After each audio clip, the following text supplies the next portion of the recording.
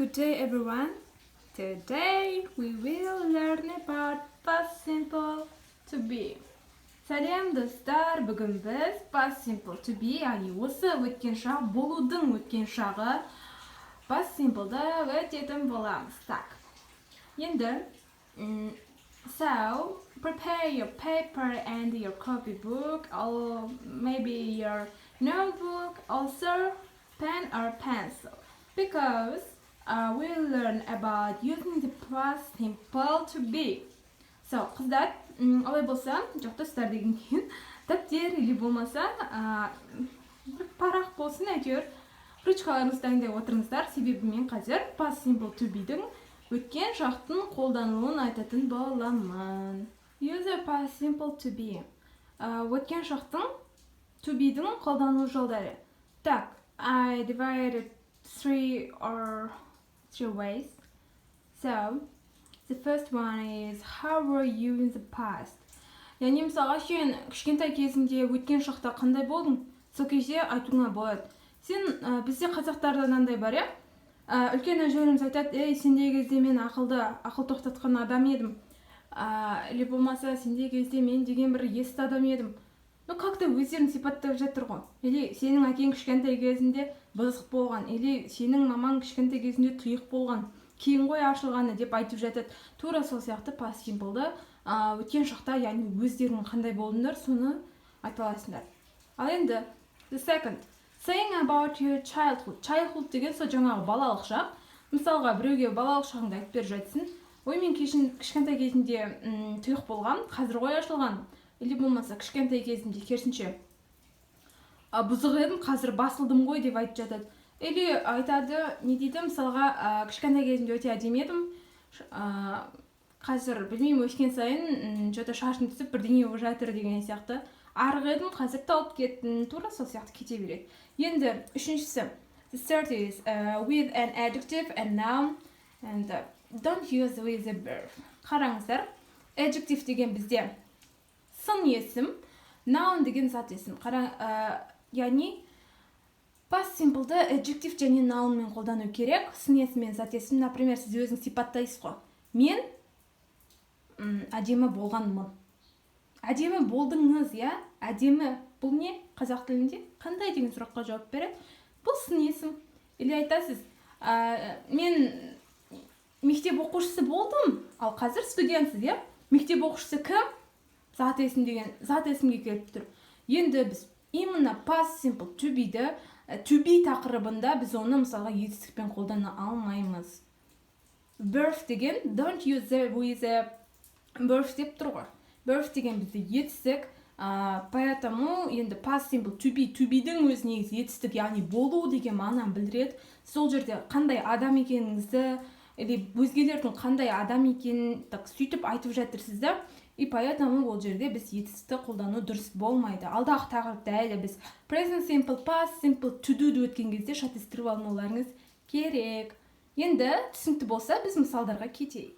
In the past sentence, яғни бізде болымды сөйлем, хабарлы сөйлем или болмаса қараймыз.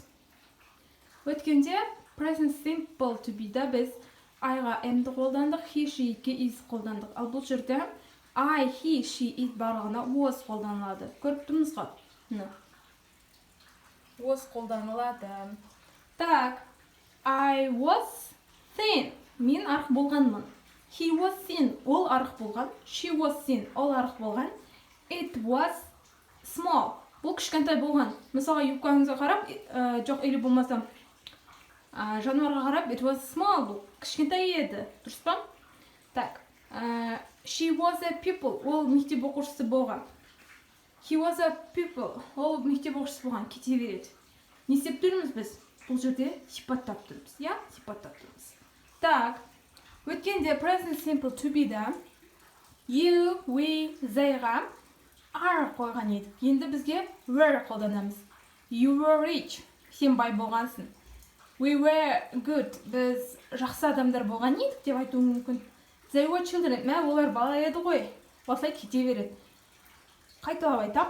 I, he, she, itке was. You, we, they'ға were.